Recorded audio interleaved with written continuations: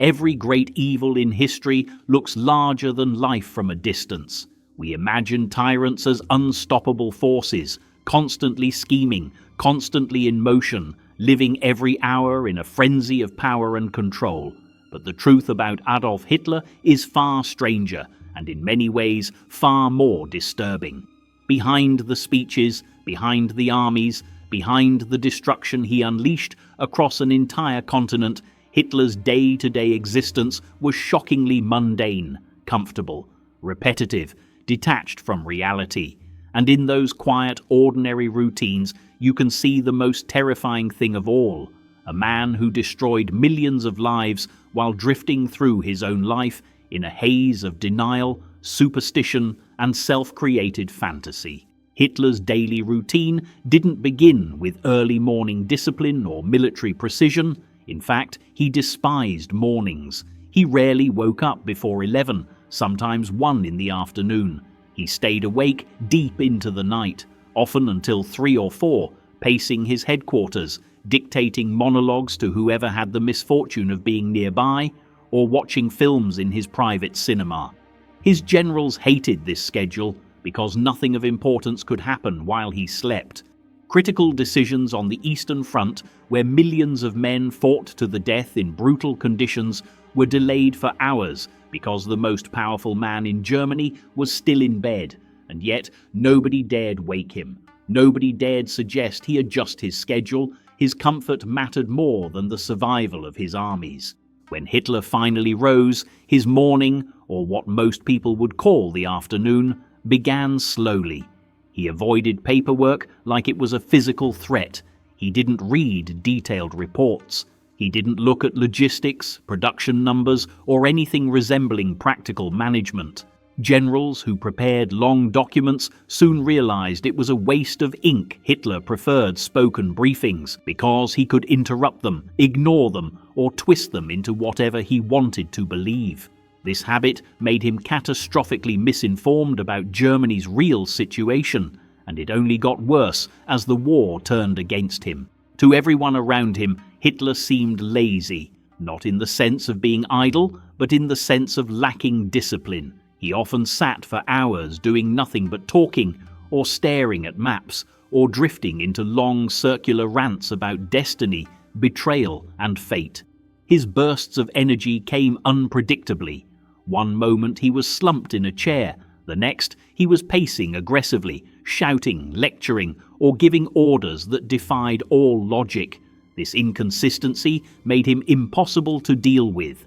His closest associates learned to approach him only when his mood seemed tolerable, which meant many critical issues were simply avoided. From 1940 onward, Hitler lived like a recluse. Gone were the days of public appearances, rallies, or even semi-normal interactions with society. He moved between heavily fortified hideouts, primarily the Berghof in the Alps, and later the Wolf's Lair in East Prussia. These places were sealed-off worlds, isolated from the starvation, bombings, and fear gripping the rest of Germany. Inside his headquarters, life was sterilized and controlled. His days were filled with routines that never changed: a walk, tea with close associates, a vegetarian lunch, long discussions that turned into one-sided lectures, and evenings spent watching films or listening to music. People around him dreaded evenings. Hitler didn't talk with people, he talked at them for hours. His monologues covered everything: history, art, his childhood, his belief in destiny, why Germany had been chosen for greatness, why every setback was someone else's fault. Nobody interrupted him, nobody corrected him.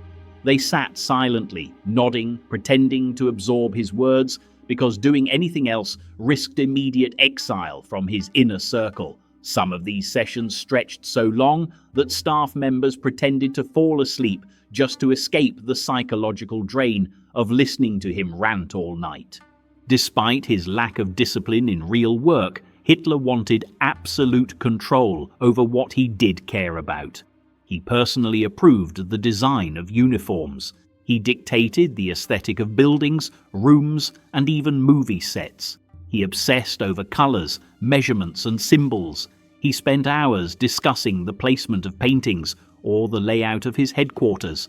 But when it came to the basic needs of running a war, fuel shortages, ammunition, transportation, food production, he simply wasn't interested. He cared deeply about appearance, but not functionality. He could spend an entire evening arguing about the texture of a wall, but ignore a report that his soldiers had no winter clothing at Stalingrad. His diet was another example of how far detached his life was from the reality outside. Hitler was a strict vegetarian, partly out of personal preference, partly out of paranoia. He believed meat would poison him or make him sick. His meals were bland and repetitive: vegetable soups, potatoes, mashed carrots, noodles, and a strange puree of apple and cheese that he insisted on having nearly every day. He drank tea constantly. He refused alcohol, refused coffee, refused seafood, refused chocolate. Meanwhile, the average German civilian was living through shortages so severe that people were eating turnips 3 times a day, scraping together makeshift meals from ersatz ingredients and queuing for hours to get tiny rations of bread. Some were on dangerously low calories, especially in bombed cities, but Hitler never felt any of this. His personal kitchen was fully stocked, delivering fresh food to him even as German civilians were collapsing from hunger. The contrast could not have been more extreme. This isolation was reinforced by the people around him. Hitler surrounded himself with loyalists who told him exactly what he wanted to hear: Goebbels, Bormann, Speer, Keitel, Jodl. Every one of them nodded in agreement at his ideas, his predictions, and his impossible military orders. The moment someone expressed doubt, they were pushed aside. The more the war turned against Germany, the tighter Hitler clung to this bubble of yes men. He stopped trusting experienced generals and instead put his faith in those who flattered him or reinforced his fantasies.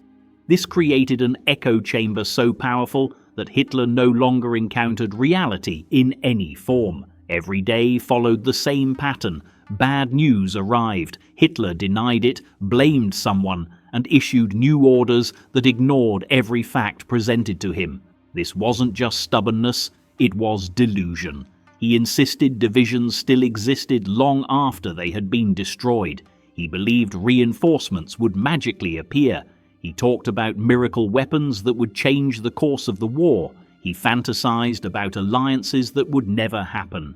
He created imaginary scenarios on his maps, drawing arrows representing armies that had no soldiers left.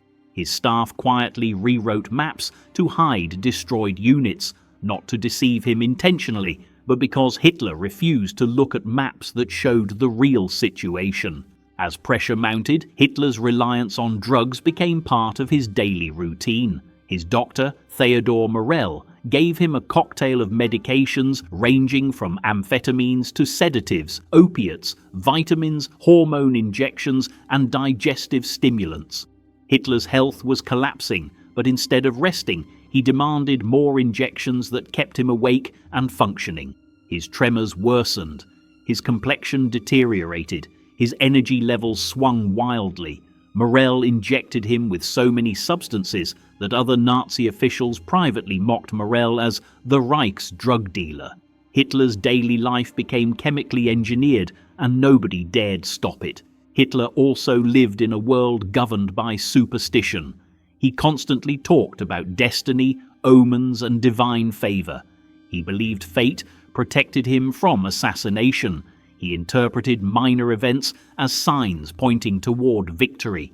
Even as his armies were encircled, even as German cities burned, even as the Allies advanced on every front, he believed he was chosen to guide Germany through a world historical struggle. This belief insulated him from responsibility. If things went wrong, it wasn't because he made mistakes. He believed it was because fate was testing him, or because others had failed his vision. This ability to escape into fantasy was perhaps the most defining feature of his daily life. Hitler spent far more time watching films than studying war reports. He preferred light entertainment, comedies, dramas, musicals. It allowed him to forget the destruction he had caused.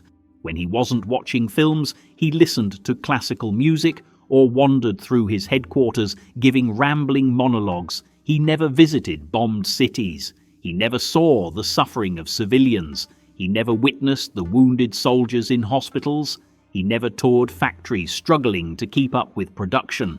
His day-to-day reality was one of comfort, protected isolation, and constant emotional insulation.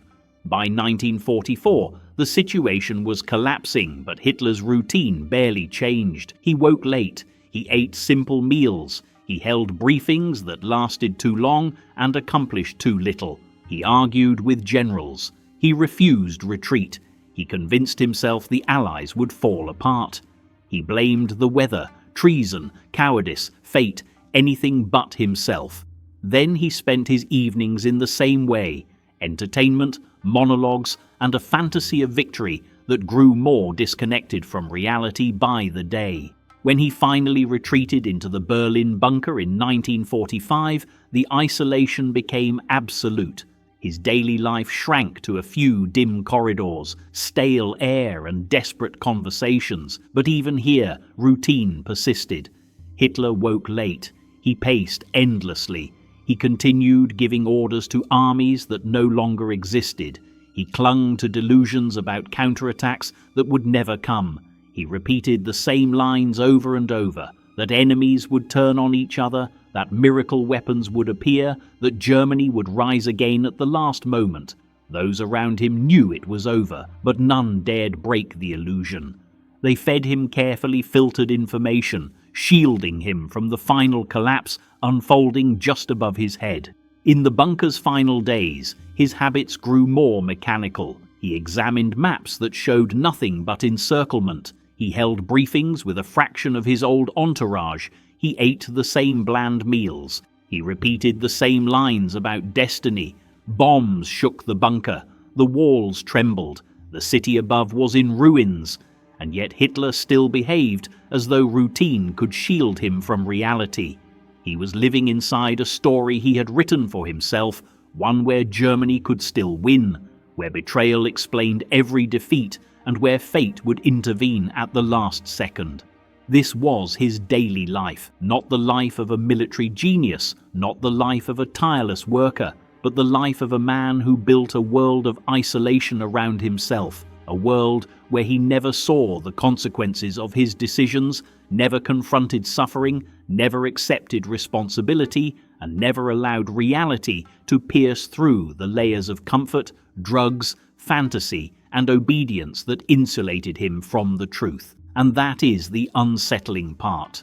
The greatest horrors of the 20th century were not orchestrated by a man who lived in frantic, sleepless intensity, but by someone who drifted through his days in a bubble of comfort, privilege, and self-delusion. A man whose daily routine was built on denial.